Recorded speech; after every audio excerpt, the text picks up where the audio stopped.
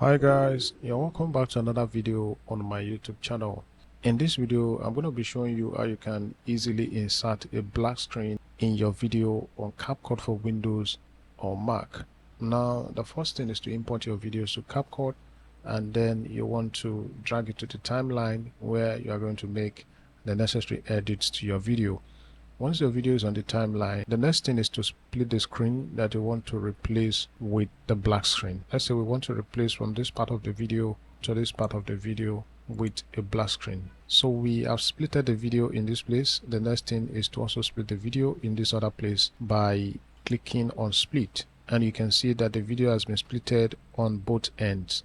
And then we have the clip that we want to replace with the black screen in the middle of the video. So what we need to do is to click on this, and then you can click on this one right here to turn off main track magnet.